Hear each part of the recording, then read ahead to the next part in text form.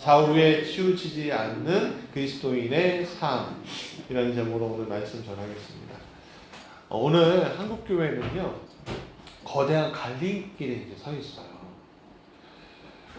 과거에는 일부 정치 세력에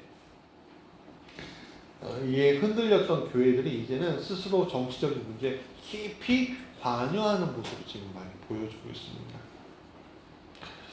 그래서 거센 폭풍이 막 지나가는 것 같아요. 뉴스만 틀면은 좀 안타까운 장면들 막 연출이 되는 거죠.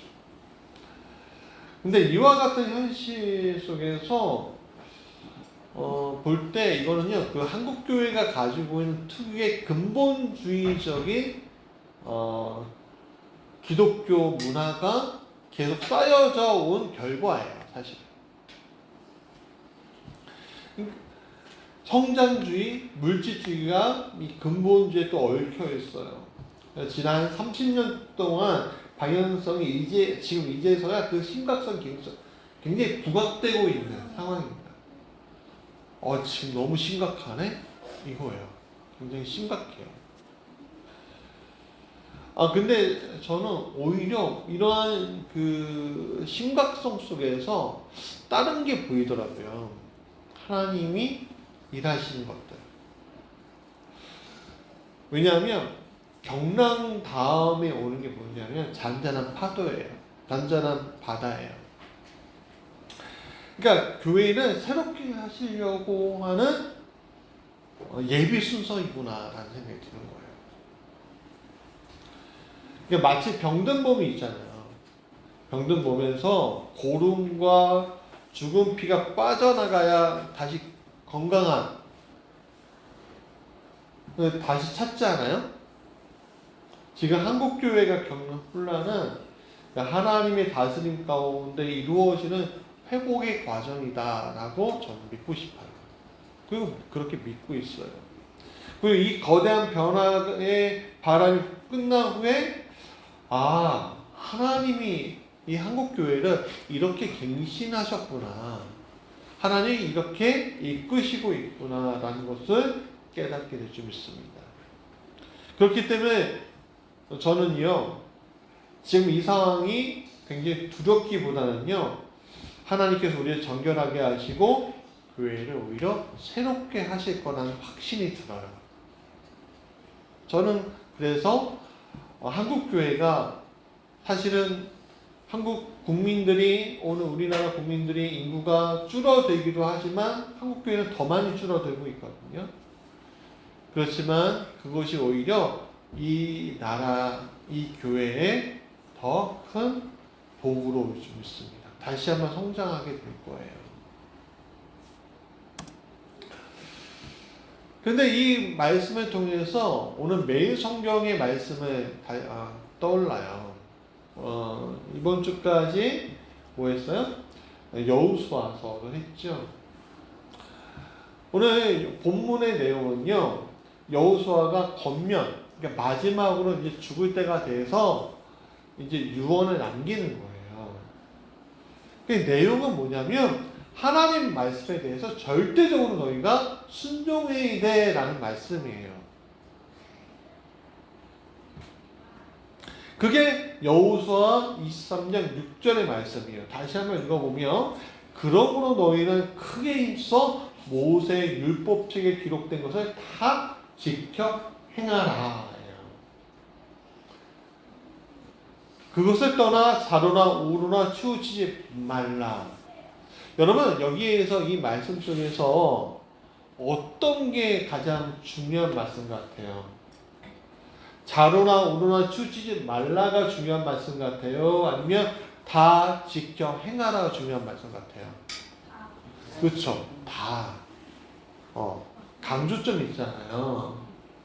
근데 안타깝게도 이 강력한 이 여호수아의 마지막 유언은 좌로나 우로나 치우치지 말라는 쪽으로 강조점이 있는 것처럼 사람들이 해석해요. 그것만 바라봐요. 앞에 부분 다 지켜 행하라.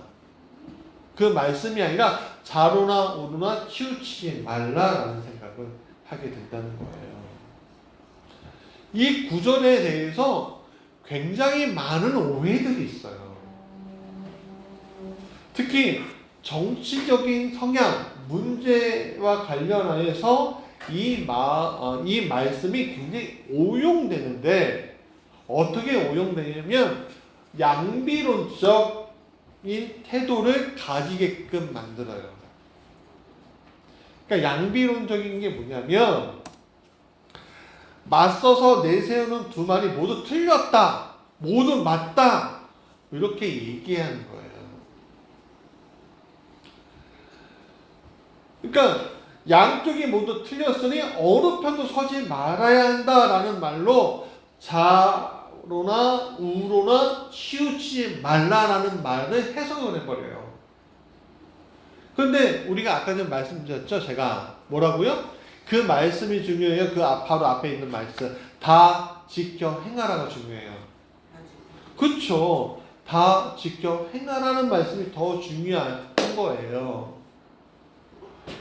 그게 성경의 가르침이에요. 하나님은 선과 악을 동일하게 보지 않으시고 동일 선상에 놓지 않으세요. 그렇기 때문에 우리는 정의와 공의를 실천해야 한다는 거예요. 오늘 말씀의 내용은. 근데 선과 악의 차이를 구별하지 못하고 너도 맞고 너도 맞아, 일리가 있네, 너도 틀리고 너도 틀려, 이렇게 하면 안 된다는 거예요. 무엇이 옳고 무엇이 그른지 분별해. 그리고 그것을 가르쳐야 해 라고 여호수아가 이야기하는 거예요. 예를 들어 볼까요? 독재와 민주화 운동이 충돌할 때 어떤 이들은요, 양쪽이 모두 극단적이야 라고 얘기해요.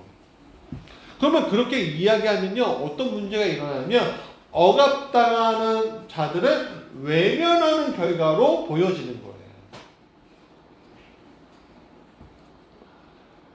1960년대, 70년대, 80년대 경제개발, 급속한 경제개발로 경제는 막 성장하는데 뭐가 문제가 있었어요? 노동자들이 굉장히 노동권이 최악으로 치달았어요. 돈 버는 사람들은 이렇게 얘기했어요. 경제 발전을 위해서 어쩔 수 없어. 노동자들이 죽어갈 때 그렇게 얘기했어요. 노동자는 이렇게 얘기했죠. 우리도 좀 살자. 우리 좀 생명권 좀 보장해달라. 근데 그거는 무시당했어요. 왜? 나라가 발전해야 한다는 생각 때문에. 그걸 공리주의라고 해요. 대다수를 살려야 한다. 소수는 희생해도 된다. 대의가 중요하다. 그런 감정들이 사실 우리나라 사람들이 유교적 마인드가 있기 때문에 그런 감정들이 굉장히 많았어요. 근데 그것에 대해서 좀 살자라고 이야기하는 사람은 너희가 조금 문제가 있네 라고 얘기하든지, 정부도 조금 양보하면 좋겠지 하면서 그냥 가운데 서 있는 분들이 굉장히 많았거든요. 근데 그게 뭐냐면 외면한다는 거예요. 때로는 교회에 문제가 있을 때 이렇게 얘기해요. 모든 교회가 다 문제가 있지 뭐. 그러면 교회가 개혁하는 것에 대해서 흐리게 만들어요. 그러니까 개혁이 필요한 부분들이 있잖아요. 그거는 마치 제가 요번에 운전하다 보니까요, 어떤 일이 계속 눈발이 막 차로 오는 거예요. 그러니까 어떻게 하냐면은 어터액 있잖아요. 지우는 거 계속 누르고선 브러쉬인가요? 이걸로 계속 하지 않으면 앞이 안 보이는 거예요. 흐릿해지는 거예요. 치워지지 않는 거예요. 갈 수가 없는 거예요. 1930년대 독일 교회의 예를 좀 들어볼게요. 히틀러가 교회를 보호하고 기독교적 가치를 존중한다고 히틀러가 거짓 약속을 했습니다. 다수의 교회가 이를 믿고 이 나치 정권과 결탁을 해버려요. 그러나 드리트리 본헤퍼와 같은 소수의 신앙인들은 하나님의 말씀을 기준으로 이 나치, 이 히틀러가 굉장히 부당하고 잘못된 이야기를 국민에게 퍼뜨리고 있어 라고 얘기합니다. 그래서 분별하고 저항했어요. 본헤퍼는 값싼 은혜를 경계했습니다. 참된 제자는 세상의 부당한 권력과 타협하지 말아야 한다고 얘기했어요. 그래서 히틀러를 암살하려고까지 했다가 오히려 순교당합니다. 결과는 뭐예요? 600만 명의 유대인들과 집시들과 또 수백만 명의 사람들이 학살당했어요. 여러분, 이 예는요, 자로나 우로나 치우치지 말라는 것이 중립을 지키는 것이 아니라는 얘기를 하고 있는 거예요. 하나님의 정의와 공의를 따르라는 것이 참된 의미인 거예요. 오늘 한국교회도 정치적, 사회적 갈등, 교회 부패 등에서 양쪽 모두 문제야 라고 말하면서 회피하거나 외면하거나 하는 것이 성경적인 태도가 아니라고 하나님은 말씀하고 있는 거예요. 우리가 하나님 말씀을 캐논, 기준이라고 생각한다면 옳고 그름을 분별하고 공의를 실천하는 삶을 어떻게 살아야 하는지에 대해서 하나님의 말씀 앞에 서야 한다는 거예요. 참 안타까운 것들이 뭐냐면 사실 한국교회의 복음주의자라고 이야기하시는 많은 교회와 많은 목회자들이 복음주의를 따라가는 것이 아니라 근본주의를 따라가요. 그것도 굉장히 타락한 근본주의예요. 근본주의 신앙은 종종 문자 그대로 성경 해석을 중시하고 이를 바탕으로 특정 규범과 기준을 강하게 주장해요. 때때로 자기 신앙관과 틀리면 차별하고 그냥 배제해버려요. 그래서 특정 이념이나 해석에 고수하고 다른 신앙적 견해에 대해서, 가치관에 대해서 너 아니야 라고 그냥 배제해버려요. 차별해버려요. 그게 근본주의 신앙이에요. 근데 한국교회가 우리는 복음주의를 전파합니다 라고 얘기하잖아요. 좀 우리 어른들은 한 번 좀 들어보셨을 거예요.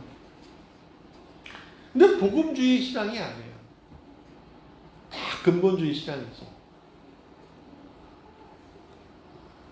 오히려 이 근본적 복음주의자들이 진짜 복음주의자들에게 너네 자유주의야 라고 손가락질해요.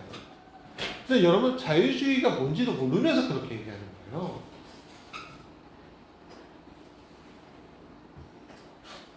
나중에 좀 가르쳐 드릴게요.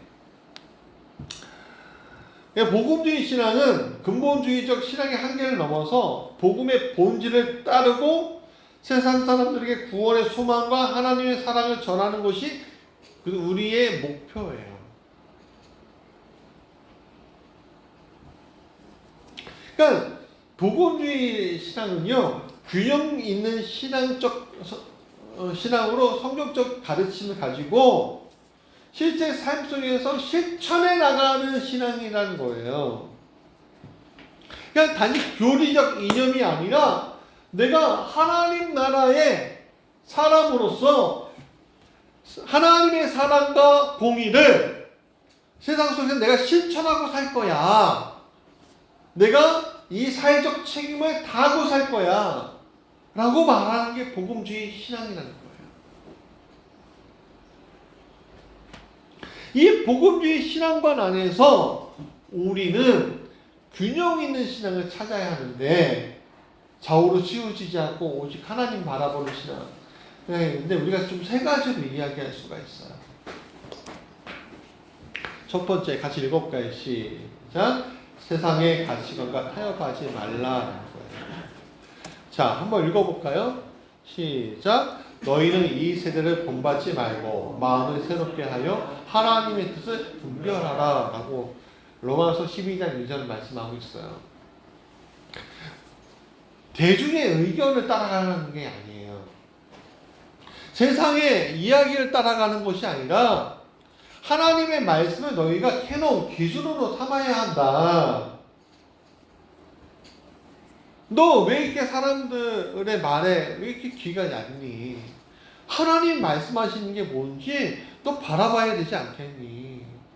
여러분, 우리가 매일 큐티하는 이유가 뭐냐면은 그냥 큐티하면서 그래 하루 마무리하고선 그래 잘 살았어 그렇게 이야기하고 또 오늘 뭔 일 있었니? 이렇게 얘기하는 것이 아니라 오늘 말씀을 통해서 오늘 하루 내가 정말 하나님 말씀을 중심으로 살아왔느냐, 내일은 내가 어떻게 하나님 말씀을 가지고 살아갈 것이냐라는 것을 우리가 확증하고 확인하고 기준으로 삼기 위해서 큐티를 하는 거예요.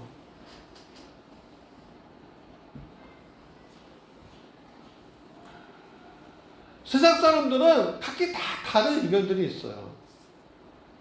그리스도인도 마찬가지예요. 그래서 사사기 17장 6절에 이렇게 얘기해요. 시작. 그때에는 이스라엘의 왕이 없었으므로 사람마다 자기 수견에 오른 대로 행하였다. 뭐예요? 기준이 없었다는 얘기예요. 기준이. 그러니까 자기 수견에 이것이 옳다, 저것이 옳다, 이것도 아닌 저것도 아닌 사람들은 여기에 새가 많으면 여기 따라가고요. 여기가 옳다 그러면 여기 따라가는 거예요. 사실 여러분, 사람들의 의견 시간이 지나면 변하지만 하나님의 말씀 그렇지 않잖아요. 이 원칙은 목회자에게도 이제 적용이 돼요. 여러분, 목회자들도 정치적 의견을 가질 수 있지만 중요한 것은 그 의견이 성경에 너가 근거 갖고서 얘기하는 거냐 하면 네 생각이냐가 중요한 거예요. 내 개인적인 감정 또 내가 태어난 환경 그런 것들로 이 현상을 바라보고 있느냐, 아니면 너가 지금 오늘 배운 이 말씀, 네가 보고 있는 이 말씀을 토대로 이 현상을 바라보고 있느냐, 너가 이 현상을 네 감정대로 행동할 것이냐, 아니면 네 감정을 내려놓고 말씀의 기준으로 그것을 바라보고 행동할 것이냐를 이야기한다는 거죠. 그것이 복음주의 기독교와 근본주의 기독교를 나누는 기준점인 거예요. 근본주의는 세상을 배척해요. 내가 옳다고 이야기하고 무엇인가 차별한다고 생각해요. 세상의 가치는 차별해야 된다고 생각해요. 아니다라고 얘기해요. 그러나 그렇게 하면은 그러면 세상과 교회가 분리가 되나요? 교회가 무슨 산에 있나요? 그렇지 않잖아요. 교회는 세상 가운데 있는 게 교회예요. 복음은 세상을 변화시키는 능력이에요. 바울은 복음을 전하기 위해서 유대 땅을 넘어서 이방 나라에 가서 많은 민족에게 복음을 전했잖아요. 그게 세상을 변화시키는 능력인 거예요. 여호수아서 23장 6절 이 말씀 좌로나 우로나 치우치지 말고 뭐예요? 하나님의 말씀을 다 지켜 행하는 것이 바로 그런 거예요.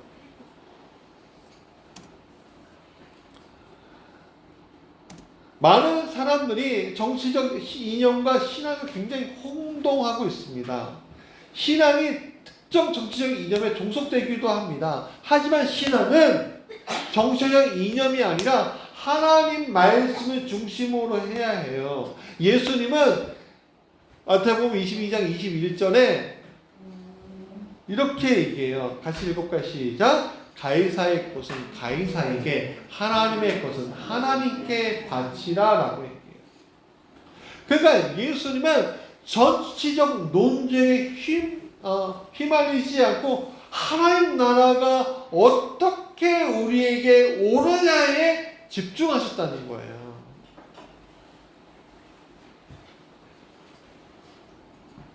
여러분, 우리가 개인적 성향으로 보수를 지지할 수도 있고, 진보를 지지할 수도 있어요. 그러나 중요한 것은 우리가 바라볼 때 진리를 기준으로 이게 맞느냐 안 맞느냐를 바라보고 그것을 판단할 줄 알아야 한다는 거예요.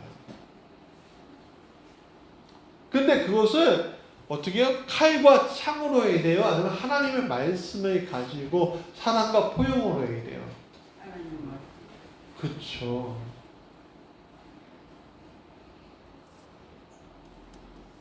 신명기 31장 6절 같이 읽어볼까요? 시작. 너희는 마음을 강하게 하며 담대히 하라. 두려워하지 말라라고 얘기해요.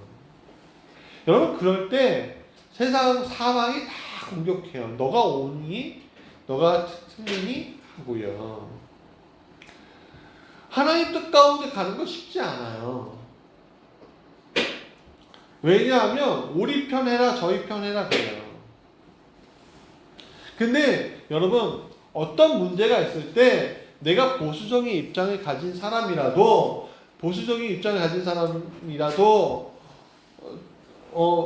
그러니까 진보 쪽이 오르면요, 그쪽의 손을 들어줄 줄 알아야 되는 거고요.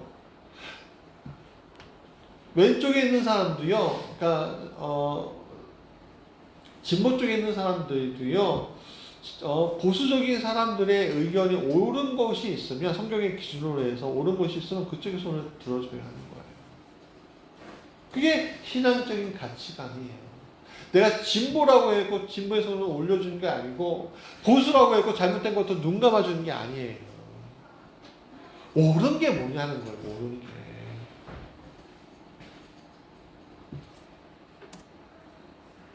그래서 두 번째 같이 읽어볼까요? 시작. 중립이 아니라 하나님의 정의를 따르라는 거예요. 이 말씀은 제가 드린 이 말은 굉장히 우리 현대 그리스도인에게 중요한 도전이에요. 하나님은 우리가 단순히 어느 쪽도 선택하지 않겠다라는 태도를 취하라는 것이 아니에요. 그걸 원치 않아요. 여러분, 선과 악이 있으면 어떤 걸 선택해야 돼요? 중립을 지켜야 돼요? 하랑아, 선한 게 있고 악한 게 있어. 난 가운데 여기 있어. 그러면 이제 세 가지 중에 있어. 선한 게 있고 중간에 있고 악한 거 있어. 그러면 어떤 거 어떻게 해야 돼? 그렇지. 선한 거 지켜야죠. 그렇지 않겠습니까? 그게 하나님의 정의를 지키고 살아가겠다라고 하는 거예요. 여러분, 베드로전서 3장 11절, 그래서 같이 읽어볼까요? 시작. 악을 버리고 선을 행하며 화평을 찾아 따르지어다 라고 얘기해요. 많은 사람들이 자신을 중립적으로 주장하지만 사실 어느 한쪽으로 마음이 다 기울어져 있어요. 사실은 누구나. 중립은 이론적으로는 존재하지만 실제로는 불가능한 개념입니다. 중립을 주장하면서 불의를 방관하거나 악에 대해서 침묵하는 것 그 자체가 악을 용인하는 거예요. 중립이 아니에요. 우리는 세상의 불의에 대해서 침묵할 이유가 없어요. 성경의 기준으로 해서 하나님의 정의가 무엇인지 말할 줄 아는 그리스도인이 되어야 한다는 거예요. 주님께서 요한계시록에서 라오디게아 교회를 책망하면서 이렇게 얘기하셔요. 7절 시작. 내가 내 행위를 아노니 내가 차지도 아니하고 뜨겁지도 아니하노라. 내가 차든지 뜨겁든지 하기를 원하노라라고 얘기해요. 그 뜻도 미지근하지 말라. 너가 뜨겁든지 차갑든지 해야지. 너가 쓸모가 있는 거 아니냐라는 거예요. 여러분, 라오디게아 교회가 왜 그러냐? 오늘 우리가 중립을 지키는 것처럼 양비론적인 입장을 가지고 이거 술에 술 탄 듯 물에 물 탄 듯 이렇게 막 왔다 갔다. 그게 뭐예요? 좌우로 치우치는 거예요. 누구에 의해서? 사람들에 의해서. 결국에는 세상 문화와 세상 가치관에 의해서 좌우로 치우치고 있는데 자기는 아니래.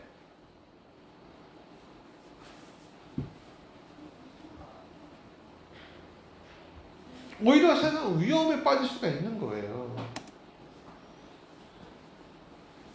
하나님의 정의는 세상의 정치적 이념과 사회적 갈등과 달라요. 좌우로 치우치지 말라는 말씀은 정치적 중립을 지키라는 것이 아니라 성경이 말하는 단순한 중립이 아니라 성경이 말하는 것은 단순한 중립이 아니라 하나님의 말씀을 기준으로 삼고 옳고 그른 것을 판단할 수 있는 능력이 너희에게 있어야 한다는 얘기를 하는 거예요. 그래서 미가서 6장 8절 같이 읽어볼까요? 시작. 사람아, 주께서 선한 것이 무엇이면 내게 보이셨나니 여호와께서 내게 구하시는 것은 오직 정의를 행하며 인자를 사랑하며 겸손히 내 하나님과 함께 행하는 것이 아니냐라고 얘기하시죠.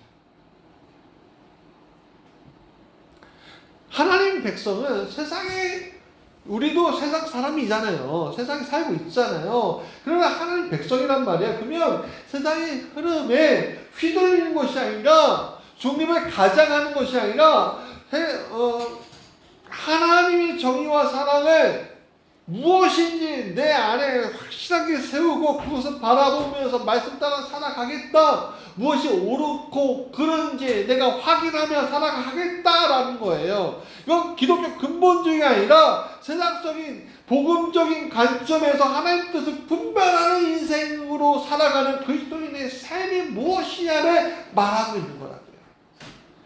오늘 우리가 그렇게 살아가야 한다는 거예요. 그게 세상의 소금과 빛을 이야기하는 거예요. 억압당하는 사람들에게 너네 그것 봐. 너 억압받을 짓을 해서 그래. 손가락질 하는 것이 아니라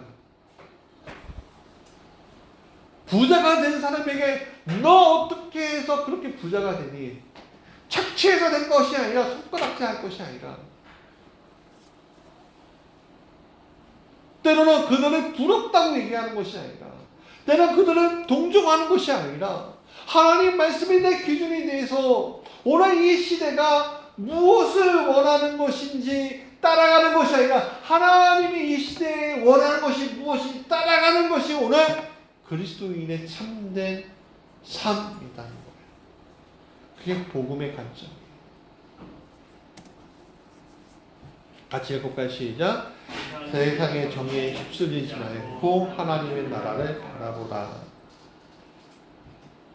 교회가 정치적인 도구로 휘둘리지 않아야 돼요. 우리 교회에 무슨 정치인이 오겠어요? 그렇죠? 근데 큰 교회 제 페이스 보면요 정치인들마다 교회 다녀요. 보수는 집보다 상관없어요. 그들이 가는 교회는 다 큰 교회예요. 거기서 봉사도 하고요. 주차 봉사도 하고 주차 봉사하다 대통령 되시는 분도 있어요. 감옥 가기도 했지만. 여러분 왜 오겠어요? 그들이 복음을 믿어서 가겠어요? 아니에요. 인간의 욕심 때문에 가는 거 아니겠어요? 복음을 믿는 다음에 큰 교회, 작은 교회가 중요하지 않아요. 교회가 정치적으로 너무너무 시들려요. 큰 교회 목사님들이 자랑하는 것이 우리 교회에 시장이 와갖고 인사하고 갔어요. 국회의원 와서 인사하고 갔어요. 세상 경제에 큰 대단한 부자가 우리 교회에 살아요. 우리 교회에 의사가 있어요. 이런 것들이 자랑이 되겠냐고요. 하나님 나라가 우리 교회에 임하고 있어요. 하나님은 우리 교회에 오면 하나님의 임재가 느껴져요. 하나님께서 우리 자녀들을 복되게 하시려고 정말 지혜 있게 만들고 계세요. 그런 것이 우리의 자랑이 되어야 하는데 세상에 보여주고 있는 똑같은 가치관으로 가니까 하나님 뜻이 왜곡되고 있는 거예요. 교회의 본래 목적과는 달라가고 있다는 거예요. 그러니까 세상의 불의한 것과 불평등에 대해서 침묵하고 무관심하게 지내는 거예요. 제가 4.16 세월호 사건은 때 너무너무 통감했어요. 여러분, 저번에 이태원 사건도 마찬가지였어요. 교회가 눈물 흘리고 아파하는 것을 보는 것이 아니라 어떤 교회들은 왜 갔냐? 가난한 애들이 이태원에서 압사당한 사람도 보면 할로윈인데 마귀 축제인데 귀신 축제인데 가갖고 그렇게 당한 것이다라고 정죄해버려요. 죽음의 그 고통을 바라보고 유족들의 아픔을 이야기하는 것이 아니라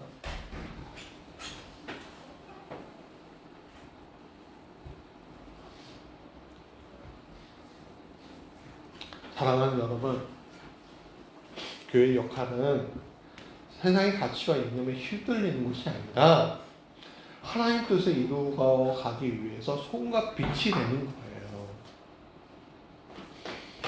복음을 전한다는 것은, 하나님의 사랑을 전한다는 것은, 내 것을 내어준다는 것은, 내 것을 다 줄 수 있다는 것은 내 욕심과 내 마음의 중심을 하나님께 두고 세상의 가치관들을 내려놓을 수 있다는 걸 얘기하는 거예요. 마태복음 5장 14절부터 15절 같이 읽을까요? 시작. 너희는 세상의 빛이라. 산 위에 있는 동네가 숨겨지지 못할 것이요 사람들이 등불을 켜서 말 아래에 두지 아니하고 등경 위에 두나니 이리로써 집 안에 있는 모든 사람의 빛을 보느니라 라고 얘기했어요. 그래서 우리는 이렇게 생각해야 돼요. 예수님이라면 과연 지금 어떻게 하실까? 맨날 개인적인 문제에만 그것을 두는 것이 아니라 내가 지금 닥쳐져 있는 이 사회적인 현상에 대해서도 이 질문을 해야 되는 거예요. 예수님을 따라 살아가는 자로서 해야 할 것은 뭐예요? 차별과 배제하는 것이 아니라 포용과 성민과 부에 대한 항거와 기도하는 거예요. 예수님은 항상 약자와 소외된 자의 편에 서셨고 불의한 권력에 대해서 진리로 맞서기도 하셨어요. 그렇다고 정치적인 의견을 가지고 그들이 동조했다는 것이 아니에요. 하나님 말씀의 기준에 대해서 자신의 사명을 어떻게 하면 이루어 갈 것인가 집중하셨다는 거예요. 그것이 하나님 나라를 대하는 예수님의 모습이었어요. 따라서 오늘 우리도 세상에 속하지 않는 존재로서 이 땅의 정치적 사회적 갈등의 불의 속에서 살아가지만 우리의 궁극적인 목표는 세상의 가치와 권력에서 오는 것이 아니라 오직 하나님 나라를 바라보며 그의 나라와 공의와 사랑을 내가 전하겠다라는 목표를 세우고 가는 것이 바로 오늘 우리의 교회 성도들이 해야 할 모습인 거죠. 그러면 예수님은 어떻게 하셨습니까? 사랑하는 여러분, 내가 석양의 진보다, 자다, 우파다, 보수적이다, 그게 중요한 것이 아닙니다. 다 사람 성향이 있어요.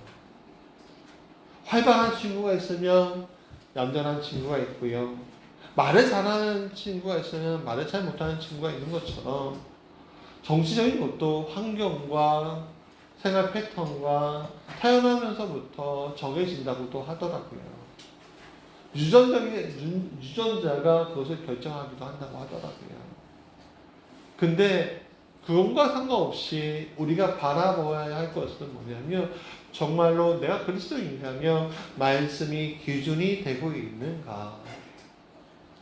여러분, 말씀이 기준이 되는 삶을 살아가는 사람은 십자가를 바라보며 가기 때문에, 주님만 바라보고 가기 때문에 좌쪽에서 해도 우쪽에서 욕을 해도 여러분 견딜 수 있어요.